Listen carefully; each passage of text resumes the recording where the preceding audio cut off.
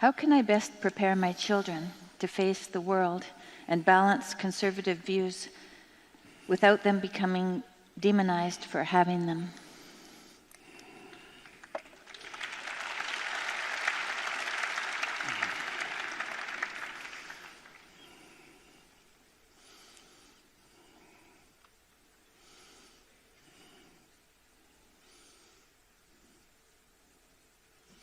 Well, it isn't exactly obvious to me that children have views. You know what I mean? It's rare enough to meet adults that have views. I think I would say I'm going to answer a slightly different question, and that might be, well, what is the responsibility of a parent? Which is the question in some sense that's lurking underneath your question. And maybe, once your children become adolescent and they start to formulate their explicit beliefs explicitly, then that problem becomes more relevant. But we might as well start with true children to begin with.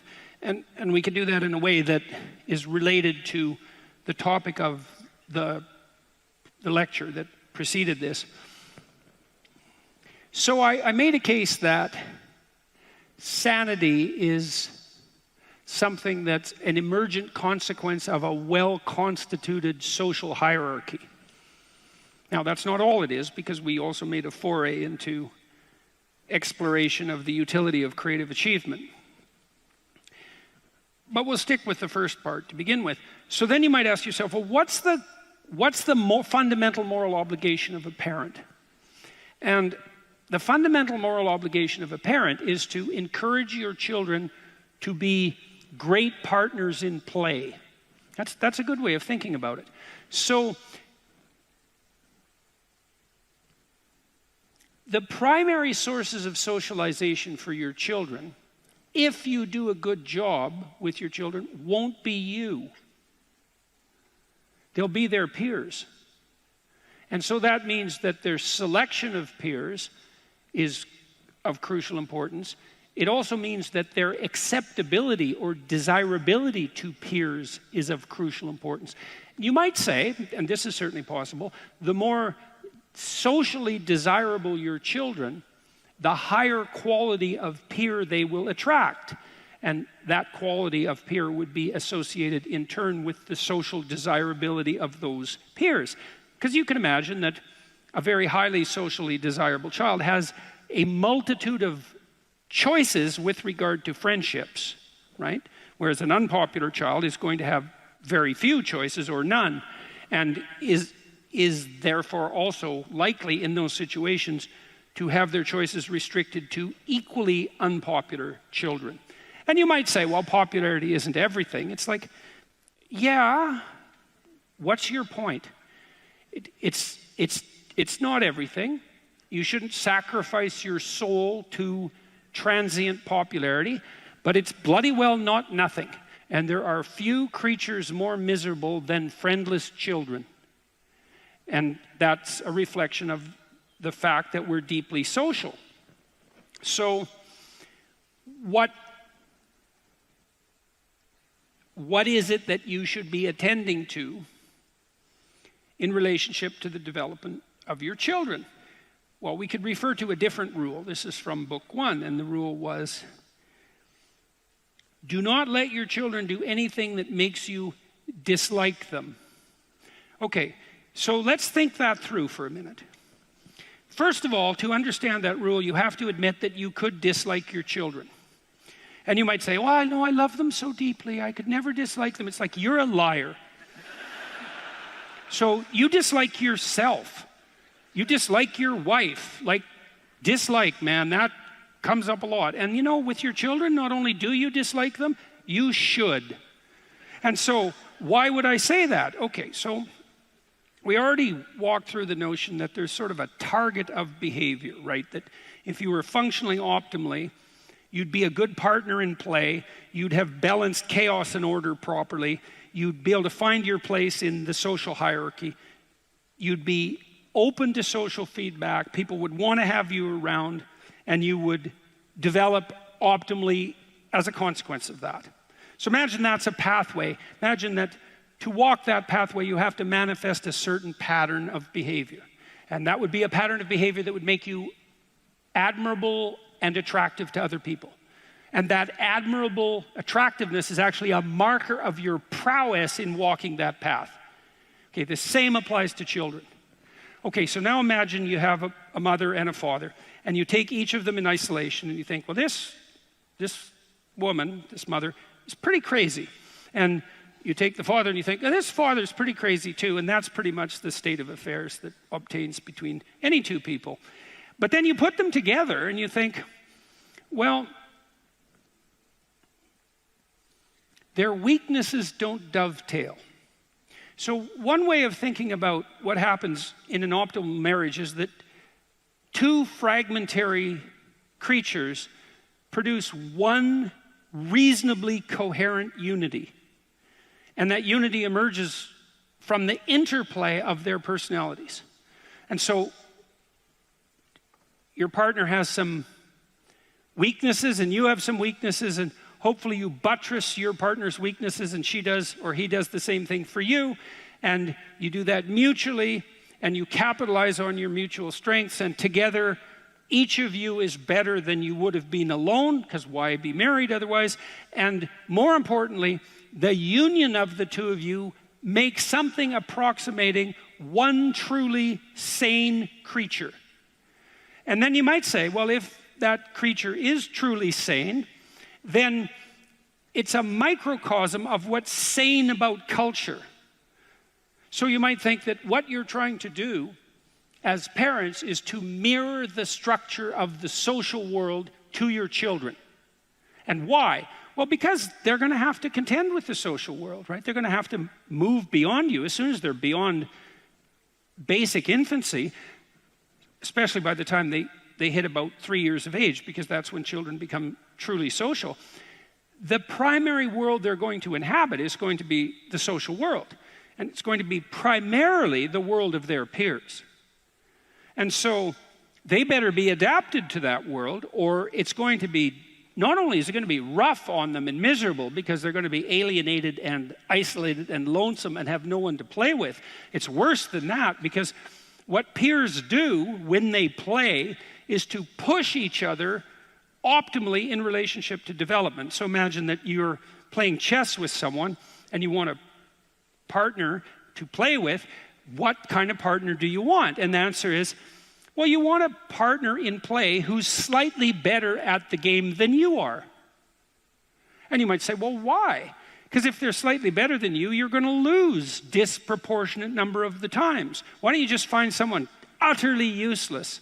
They don't even know how to play chess. You just stomp the hell out of them continually. It's like, well, that's no fun. Why not? Well, it's because the fun is actually derived from the process of being optimally pushed by an opponent who's worthy.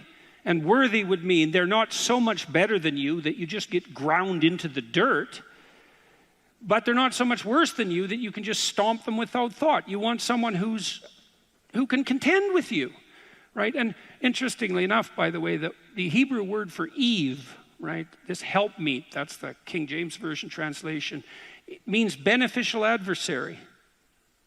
That's such a good thing to know. So, well, what do you want in a wife? Well, you want someone who pushes optimally against you. Why? So that you develop optimally. Right? You want someone you can contend with. You don't want a doormat. You don't want a tyrant. You want a partner in play. And that's what children want. They want a partner in play. And they want that because optimized play optimizes their development. And so, what does that mean in relationship to how you raise your children? And the answer is, well, you want your children to be optimal partners in play. And so, if they are doing something that makes you dislike them, and let's say jointly, right? Because maybe when my son was young, he'd do something that would annoy me. And I would go tell Tammy, you know, that kid of yours, he's annoying me. And she'd say, well, maybe you're just hungry, or maybe you're just tired, or maybe you're crabby. And it's like, well, okay, because it could be that he's bothering me because I'm a tyrant. And I could go check with her, and we'd go through the evidence that I was a tyrant, or she'd say, you know, that kid's really bugging me too. We'd think, maybe we're not insane tyrants. Maybe he's a pain in the neck. And then it was morally required of us to address that. And this was particularly interesting, I would say, in the case of Julian, because Julian was quite a pushy little kid. He's quite disagreeable, and so he would definitely push the envelope. He was always right on the edge. It's like, can I get away with this? Can I get away with this? It's really something to behold. He's very, very good at that.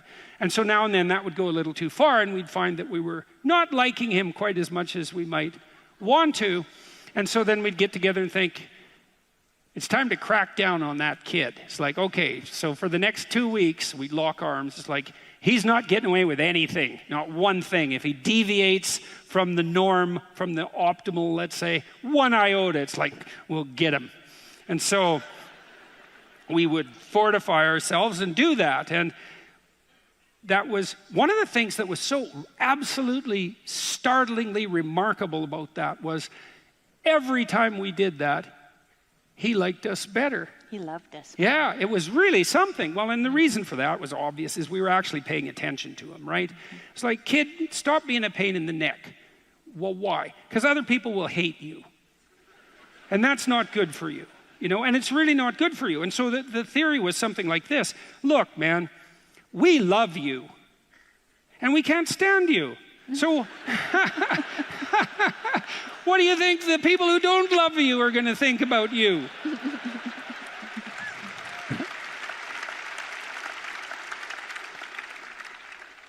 You know, and we tried to do this with a certain degree of light touch, because the rule was, as soon as we tried not to hold a grudge. It's like, as soon as we tapped him back onto the straight and narrow, let's say, so he was enjoyable to be around, then we just let our irritation, to the degree that we were capable of that, we just let our irritation go, because the point was, you know, play fair here, kid.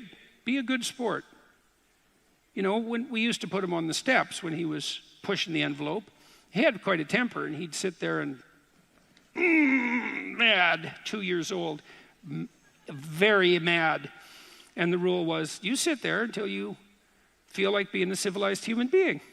And when you feel like you could be a civilized human being again, you just come and tell us that, and we'll look at you and see if we like you.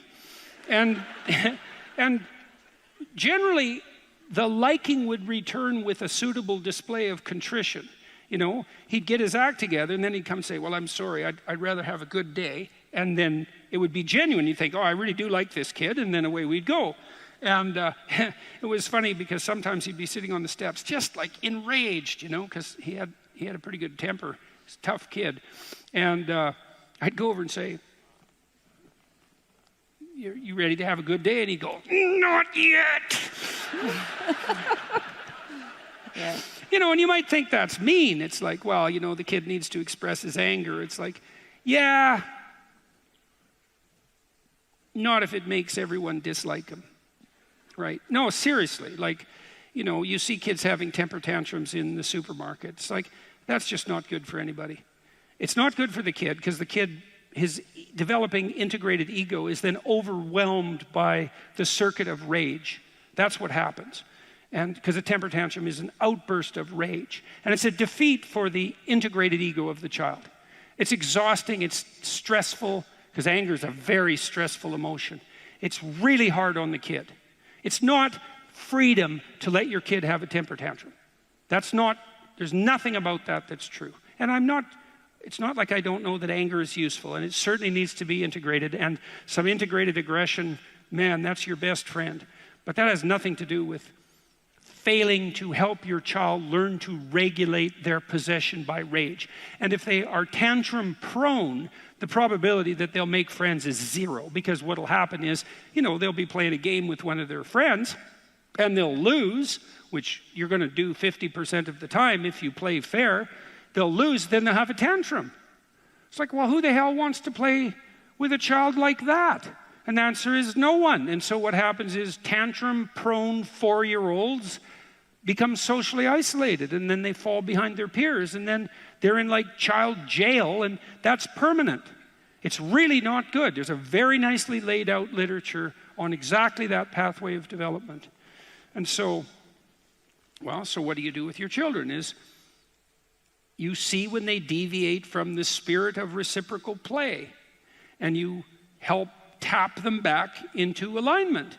And you can do that in large part by playing with them, you know, and this is something for fathers to know, particularly, because fathers are particularly good at playing with their children.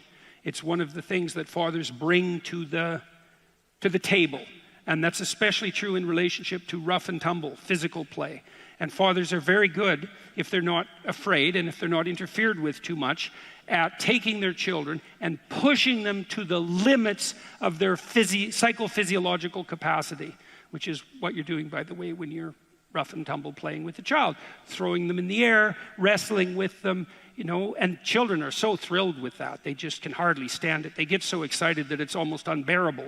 They're so desperate to engage in that rough and tumble play.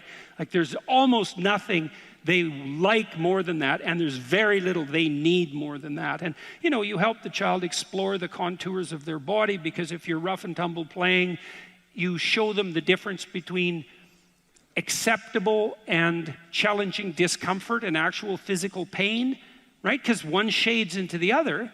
You know, imagine you've got your kid on the ground and you're playing give up, right? Give up, kid. And maybe you're twisting his arm. It's like, give up, kid. No, I'm not giving up. It's like, give up, kid. No, I'm not giving up. It's give up. Oh, I'm giving up. I'm giving up. It's like, well, you're playing with that. It's like you're helping the child learn what's tolerable and acceptable physical discomfort, and when exactly does that shade into pain.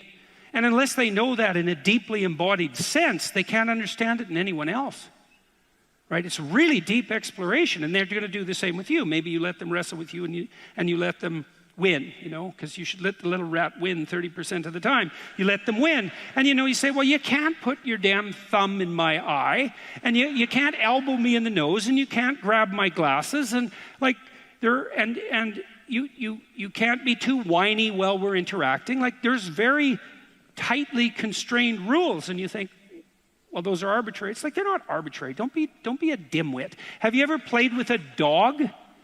You think that's all socially constructed? There's a difference between a dog that can play and one that can't. You know, you get a dog often raised by psychologists that's so dumb that it just bites you if you play with it. And, you know, it has no idea what to do. It's such a clunk. It can't play at all. It just bites or drools. It's just a pain.